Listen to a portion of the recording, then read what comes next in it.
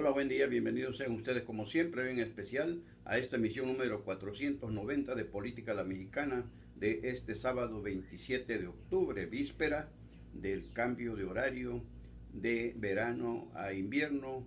que según el pueblo mexicano, el sabio pueblo mexicano, diría ya saben quién, no sirve para nada, pero ya veremos más adelante. ¿Y por qué? ¿Por qué este lunes 29 podría ser un día histórico? Este lunes 29 de octubre de 2018 podría ser un año histórico para México. Bueno, por nada más y nada menos, porque por primera vez en esta historia mexicana de esta y de la política nuestra, política la mexicana, un presidente electo decretaría una ley, una orden en este caso, para definir la localización del nuevo aeropuerto internacional de México. Así está la situación. La consulta popular de López Obrador hecha al margen de las instituciones, que él todavía no es una institución, como electo sí, pero todavía no tiene la autoridad para poder organizar encuestas y consultas. Pero ahí va, ya vemos cómo está defendiendo, le está echando toda la carne al asador a la consulta para definir si el aeropuerto se construye tomando en cuenta el actual Benito Juárez y también con la base militar de Santa Lucía, o el Benito Juárez y Toluca, o finalmente el lago de Texcoco, que no es santo de su devoción y tampoco de los macheteros de Atenco. Bueno, pues ya la bala ayer salió a dar declaraciones, hoy también. Es decir, está impulsando esa consulta que, como todos saben, pues está hecha, nació muerta prácticamente, porque no hay seriedad, no hay un respaldo de una institución, por ejemplo, el Instituto Nacional Electoral o el Tribunal Electoral del Poder Judicial de la Federación, u otra que tenga la autoridad conforme a la Constitución General de la República para armar, organizar este tipo de ejercicios democráticos, le llama él. Pero, pues, en fin, que mañana por la noche se va a conocer el resultado, pero no va a trascender hasta el lunes, que desde su casa de transición, cuando le entregue la organización esta que improvisaron para el conteo de los sufragios emitidos, que López Obrador dé a conocer esta resolución del sabio pueblo mexicano y a ver qué pasa, porque pues ya se le ha advertido los técnicos, los que saben de aeronáutica, los que saben de aeropuertos, los que saben de conectividad, los que saben del funcionamiento de estas terminales que deben ser funcionales, sobre todo, bueno, pues recomienda que debe ser Texcoco, pero él se amachó, terco como es, y ha venido creando polémica, incluso nerviosismo entre los mercados nacionales, internacionales y las calificadoras financieras también. Y mañana, decíamos el lunes, pasaría la historia ese lunes 29 de octubre de 2018 como la primera vez que un presidente electo, sin el poder constitucional para hacerlo, decreta dónde quedará ubicado el nuevo aeropuerto internacional de México. Verlo para creerlo, pero son los tiempos de la cuarta transformación y de la República Amorosa López Obradorista. Y Enrique Peña Nieto, por cierto, le ganó el brinco a López Obrador con los hermanos de la caravana hondureña, y que ya se llenó también de salvadoreños, guatemaltecos, nicaragüenses y mexicanos que van rumbo al sueño americano, porque recuérdese que López Obrador les ofreció visas para trabajar en México a partir del 1 de diciembre que tome posesión. Pues ya Peña Nieto le salió al paso y ya él también ratificó las mismas visas de trabajo que decíamos ya se otorgan desde hace tiempo, pero nada más en en Chiapas. Hoy la amplió hasta Oaxaca por la conexión que hay, los límites que se empatan Chiapas, Oaxaca, en lo que es ya el istmo oaxaqueño, y ya les dijo que sí se les extiende esta visa para trabajo, visa humanitaria, siempre y cuando, por supuesto, cumplan con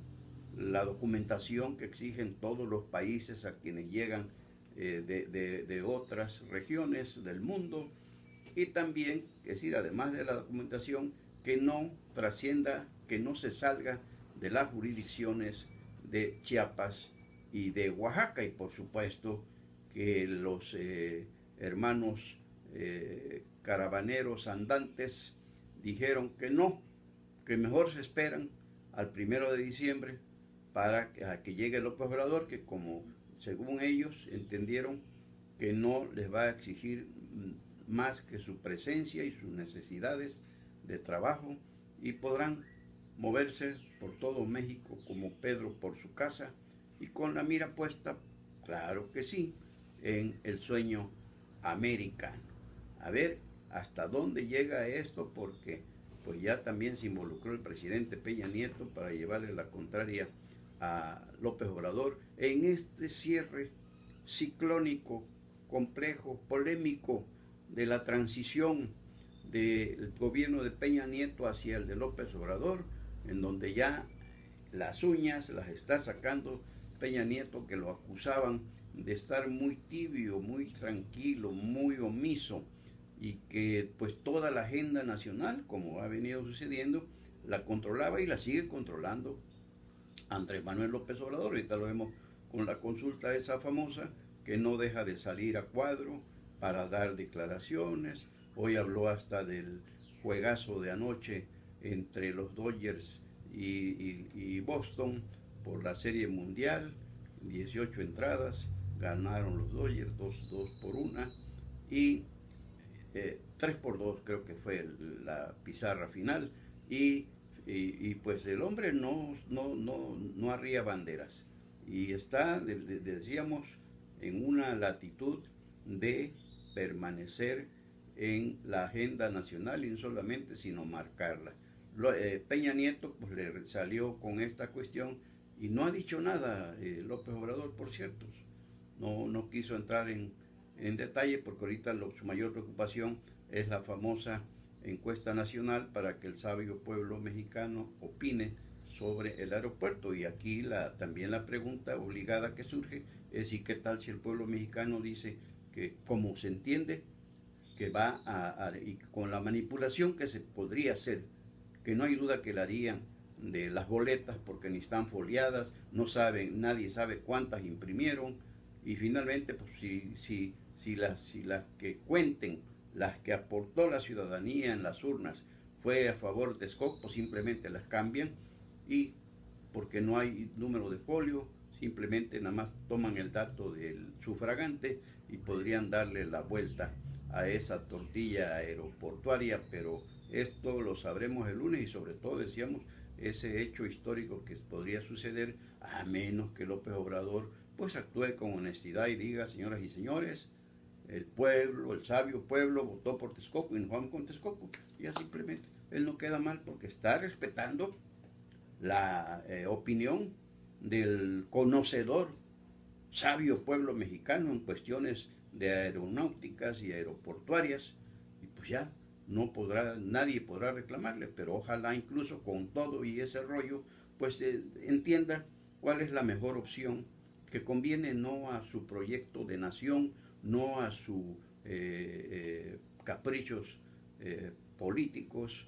personales, sino lo que conviene a México, y sobre todo ya con la inversión que está hecha en Texcoco y no en Santa Lucía ni en Toluca. Y tenemos también que cómo es posible, siguiendo con López Obrador, que decíamos domina la agenda nacional, cómo es posible que el Bester Gordillo Morales, la maestra, y a la maestra con cariño, quizá por esto, haya podido pasar la aduana, los filtros de la honestidad y contra la corrupción y la impunidad, ¿Cómo es que pudo pasar esos filtros tan exigentes de Andrés Manuel López Obrador y ya tenga la bendición, ya la santificó, ya la purificó y viene, como ya les hemos dicho, por su presidencia, su, entre comillas, presidencia del Sindicato Nacional de Trabajadores de Educación? Y como por el otro, Carlos Antonio Romero de Chan, del Sindicato Petrolero,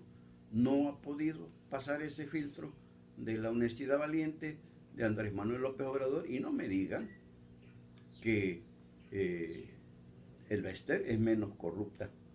que Carlos Romero de Champ, porque los dos han dilapidado las cuotas sindicales de sus representados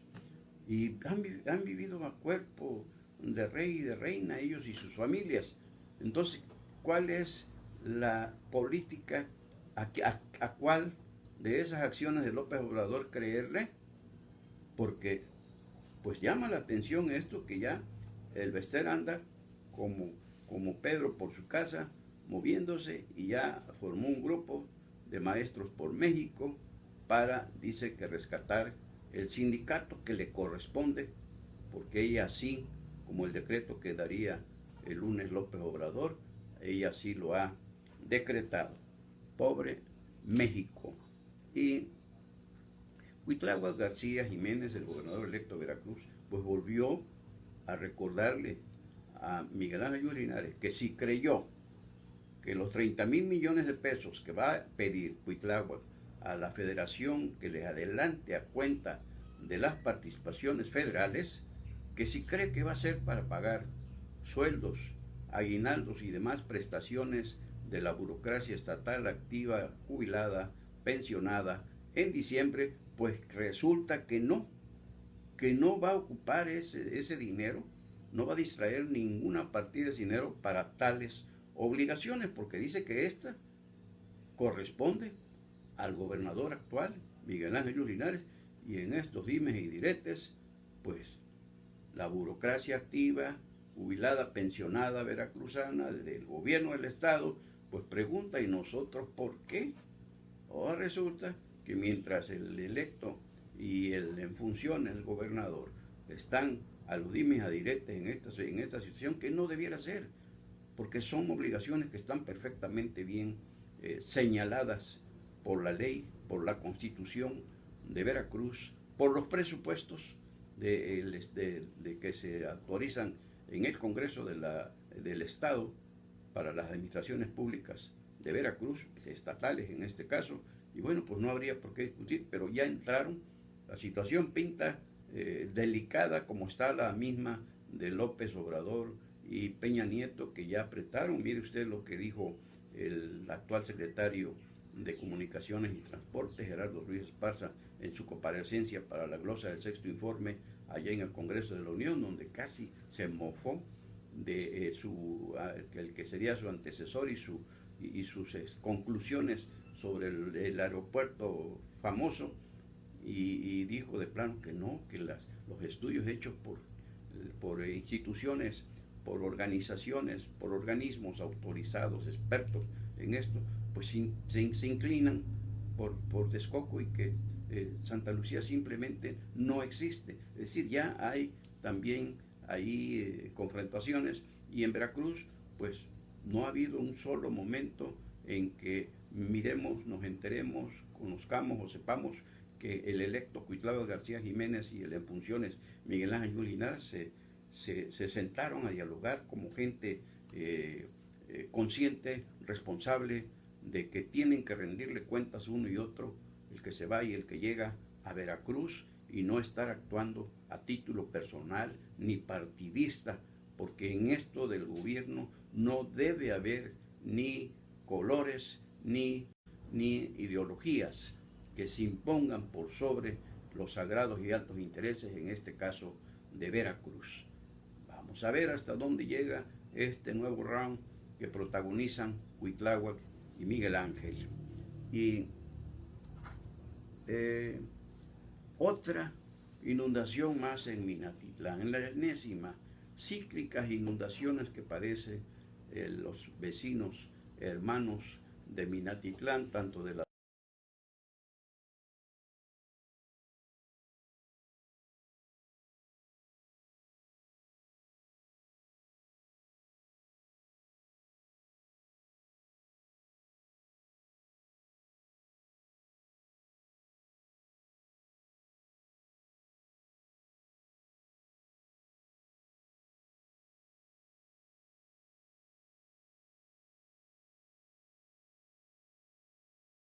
de Miguel Alemán, desde el Fidel, de Duarte, ya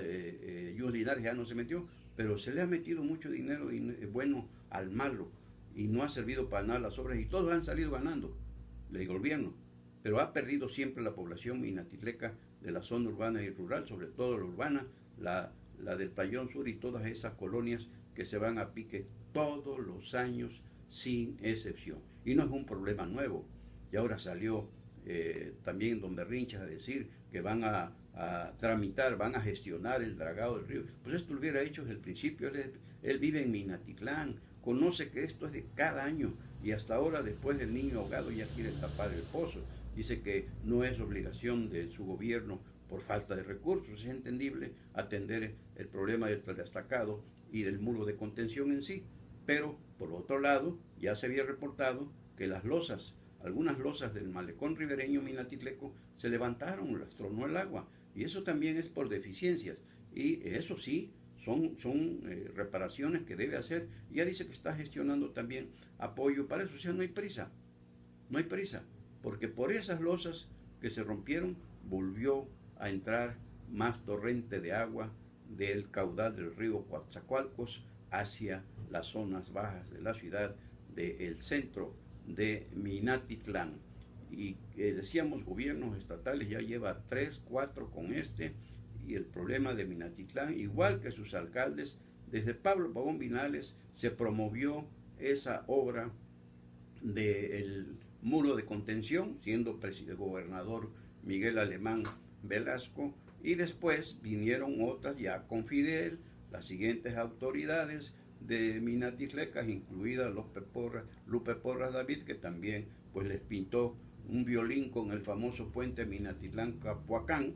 con inversión millonaria, incluso los donativos millonarios que hizo Pemex por más de 40 millones de pesos que se esfumaron. Minatitlán, desgraciadamente, sigue marcado por la corrupción, sobre todo. No hay ningún municipio, ningún estado, ni el propio país que se libren de este flagelo de la corrupción en México, que ya se va a acabar afortunadamente, ahora con la cuarta transformación, que no permitirá ni corrupción ni impunidad. Pero mientras tanto, los hermanos minatitlecos de esa zona urbana colindante con el río y todos los de la zona rural, que son más de 30 comunidades que se fueron a pique en esta ocasión, 40 casi, bueno, pues siguen en las mismas. Y oiga usted en campaña a los alcaldes, diputados locales, diputados federales, senadores, gobernadores, presidentes de la República, todo se resuelve con pura lengua, a puro salivazo, y a la hora de la verdad ahí están las consecuencias de cómo la negligencia, la irresponsabilidad de los gobernantes en turno, cada uno en su tiempo, pues no ha resuelto una situación que en este momento le vuelven a aplicar remedios caseros, le vuelven a aplicar mejoralitos con las costaleras. Bueno, son preventivas, es la prevención, precisamente para contener en un poco, no totalmente, la invasión del agua que no perdona y busca y encuentra por dónde salir, por dónde entrar. Y Minatitlán está condenado, tal pareciera, a ver si hoy con Morena, pero no con ese alcalde, sino con Cuitláhuac García Jiménez, por fin se atiende ese problema y el próximo año estaremos aplaudiendo. Desgraciadamente a veces el propio pueblo no tiene memoria y en cuanto resuelva nadie se va a acordar. Recuerdo que cuando Alemán, el secretario de Desarrollo Regional, era Porfirio Serrano Amador, que había estado preso cuando Dante Delgado, por defraudación al Estado de Veracruz, cuando fue Dante Delgado gobernador interino. Bueno, pues cuando estaba en construcción ese muro, le advirtieron los compañeros reporteros por información del pueblo, le advirtieron en una lluvia que había filtraciones. Y dijo Porfirio Serrano, bueno, es que todavía no se termina, no se alarmen, eso lo veremos cuando ya esté terminado el muro. Pues terminaron el muro y sirvió para una y ya saben para qué. Entonces, Minatitlán, decíamos, está marcado por el abandono de los 3 niveles de gobierno y también por la indiferencia de los sectores que en este caso debieran presionar más y exigir. ¿Cuántos años hace que no se draga el río Coatzacoalcos? Y decíamos, ¿cuál es el problema? La sedimentación invade el lecho y eso le resta al río capacidad para pues acumular mayor caudal. Y resulta que como al achicarse su capacidad de almacenamiento, que no, porque el agua corre, pues lógicamente que en cuanto vienen estos temporales que no perdonan, pues el agua busca y el agua encuentra. Así es que, pues, ojalá, decíamos que los nuevos diputados locales, los nuevos diputados federales de Minatitlán, por fin hagan algo y sobre todo que nos están resultando ahora de Morena, más de lo mismo con los que fueron del PRI. Y el alcalde es de Morena, ya no es del PRI, y la situación no cambió para bien, sino para todo lo contrario, diría aquel demagogo Luis Echeverría Álvarez, presidente de la República, del autor de la matanza de Tlatelolco de 1968, que no se olvida. Y el ORFIS, el órgano de fiscalización superior, y el Congreso del Estado, pues ya ayer en la Gaceta Oficial del Gobierno veracruzano se publicó ya los resultados, las sentencias, los veredictos de las cuentas públicas 2017, tanto del Gobierno del Estado como de los 212 ayuntamientos y otros entes fiscalizables. Y por ejemplo, el ex alcalde de Coatzacoalcos, Joaquín Caballero Rosiñol, pues se llevó las palmas nada más y nada menos que con 142 millones de pesos, nada más de la cuenta pública 2017, que no pudo comprobar. No es que no haya querido, sino que no pudo, pese a que les hemos comentado, siempre aseguraba tener toda la documentación y cuando se la pidieran, bueno, pues se la estuvieron esperando y nunca llegó, o la que presentó no satisfizo, no cumplió con las observaciones que le hicieron el Congreso y el ORFIS, y bueno, pues ahora ya quedó en posición de ser jalado a cuentas por la Fiscalía General del Estado para los recursos estatales, municipales y por la PGR con los recursos federales distraídos, porque se sabe que obras con recursos federales no las terminaron, las mal hicieron o alteraron, como ya se dijo, la nómina al ejecutarlas por administración y inflar las nóminas. Hace falta aquí, por supuesto, que el ayuntamiento actual pues presione para que esto no se vaya, y para tranquilidad de Coatzacoalcos en la intención de castigar a los culpables, que ya eso es aparte, pero de rescatar los recursos multimillonarios que se llevaron. Bueno, pues ¿por qué? Porque el próximo Congreso va a ser mayoritariamente de Morena, el gobierno municipal de Coatzacoalcos es de Morena, y entonces ya lo dijo, no el Santo Papa, sino el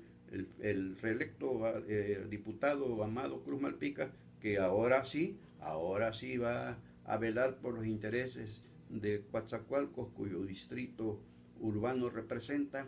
allá en el Congreso del Estado, y que van con todo contra Joaquín Caballero Rosiñol y su banda. Veremos y diremos. Pero además de Joaquín Caballero Rosiñol, pues también hay otros que no tocaron mal las rancheras, como por ejemplo Cozoleacaque 2017 de Ponciano Vázquez Parisi, que tuvo un faltante de 9 millones de pesos que tampoco pudo comprobar. Y está en la misma latitud de Cuídate Juan, que por ahí te andan buscando. Son muchos agentes policíacos y no te vayan a prender. Está en la misma, igual que el de Cayucan, el ex Marcos Martínez Amador, con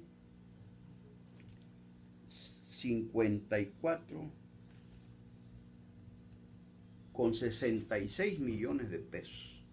El gobierno anterior de Acayucan de Marcos Martínez Amador, 66 millones de pesos. Igual está Aguadulce de Daniel Martínez González con 6 millones de pesos. Nada más, todo esto que le estamos dando, estos datos, de la cuenta pública 2017. Y Catemaco también se le guisa aparte con Jorge González Azamar, el expresidente municipal, que nada más y se llevó para el puro consumo de él, de su banda y de su familia, 24 millones de pesos. Por la misma latitud anda Chinameca de Víctor Salmón Carmona, con 6 millones de pesos. Hueyapan de Ocampo, del ilustre hoy diputado federal por Morena, representante del distrito de Cozoleacaque, Eulalio Ríos Fararoni Lalito, pues también de ese municipio que maneja un presupuesto pues muy raquítico, se llevó así nada más 1,5 millones de pesos que tampoco pudo comprobar, y menos hoy que tiene fuero constitucionales de Morena. Morena controla el Congreso de la Unión, va a controlar el Congreso del Estado, intocable. La historia de los priistas, de los panistas corruptos, se va a repetir, se está repitiendo. A ver si es cierto que por lo menos en estos casos mismo Morena promueve el desafuero de estos exfuncionarios corruptos que le metieron ganchos al hígado a los presupuestos, a los presupuestos de los municipios o entidades fiscalizables que gobernaron. Por otro lado, también en Jaltipan, Miguel Ángel, el sobrino de Domingo Baena Corbalá, exalcalde de Jaltipan, diputado local por el PAN, y que después se enojó cuando destaparon a Miguel Ángel Linares para gobernador y dio el salto mortal hasta Morena,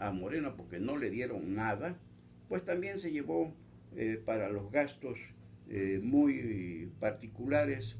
1,5 millones de pesos. Y la lista es grande, la lista sigue dando. En Mecayapan, el exalcalde de cuyo nombre no queremos acordarnos, se llevó casi la cuarta parte del presupuesto del 2017, 18 millones de pesos. No comprobó el señor y anda en fuga ya. Cuentan como anécdota, ya es una historia que se había dado y ahora se repitió con él. Dicen que se dio lujos, que un día llegó al pueblo, salió que iba a Jalapa a tramitar obras y llegó al pueblo montado en un camionetón de aquellos modernos, que la gente del pueblo de Mecayapan, cuando vieron ese vehículo, jamás visto uno por ahí, creyeron que era una nave espacial y salieron corriendo. Miren nada más los lujos que se dan nuestros políticos, nuestros ejemplares de la política nuestra, política a la mexicana. También el que no se quedó atrás fue el de Molacán, el de 2017, Omar Augusto Ricardes Chong, el cacique de la sección 16 de Petrolero, que ahorita va a buscar nuevamente. Puso a alguien ahí que le cuidara el changarro, ahorita él va a buscar nuevamente la Secretaría General. Fue alcalde, no pudo hacer alcalde a su esposa, doña Teresa Estrada, pero él sí, en esta, ya es la segunda vez que fue alcalde, en esta, pues sí le metió duro las manos a las finanzas de el pobre pueblo de Moloacán, y en Sayula de Alemán, el Tigre Vázquez, pues también nada más se llevó para su gasto 7 millones de pesos. Así están las cosas, y les decíamos al inicio que mañana termina a las 12 de la noche de hoy, termine el horario de verano y entramos al horario de invierno, y recomiendan que antes de irse a la camita, pues atrasemos 1 hora el reloj. Y si nos preguntan, ¿y para qué sirve en el horario de verano o ahora el de invierno al que vamos a entrar? Pues el sabio pueblo mexicano dice que para nada. Pero el gobierno, Comisión Federal de Electricidad, los propios diputados federales, senadores, nos dicen que es que representa un ahorro de energía muy significativo, y mientras tanto nos hacen trizas nuestros respectivos relojes biológicos. Ya está en cebejara.com nuestra columna donde les comentamos esto del el lunes histórico que podría ser, lo de esa a raíz de la consulta vinculante que dicen, y también lo de la bronca que se le armó allá a Donald Trump, y también que si López Obrador, así como dicen que logró que regresara no lo que se llevó, sino a la conducción de noticieros radiofónicos de MBS, Carmen Aristegui, que habría salido por cuestiones de la famosa casita blanca de Angélica Rivera de Peña Nieto. Entonces preguntamos también ayer si también le alcanzará para exigirle o pedirle a Televisa que corra a Loret de Mola, con quien anda confrontado, porque ha dado la noticia que proviene de las calificadoras y de los expertos en finanzas, que hay nerviosismo en los mercados por la cosa del aeropuerto, por la cosa de que no va a cumplir México con sus cuotas ya convenidas, establecidas para la exportación de crudo, y en fin, que estamos hablando también de lo que ayer, en nuestra columna, de lo que ayer les decíamos, les preguntamos, ¿saben ustedes dónde se dio el rompimiento de Fidel y Javier Duarte, al que puso como gobernador, impuso? Bueno, pues cuando Karime Macías tomó posesión como presidenta del DIF estatal, con un gran evento aquí de campanillas en el Teatro de la Ciudad de Coatzacoalcos, su tierra natal, por supuesto, invitó a todas o a casi todas las expresidentas del DIF estatal. A una de las que no invitó fue a Rosita Borunda de Herrera Beltrán, y Rosita, como mujer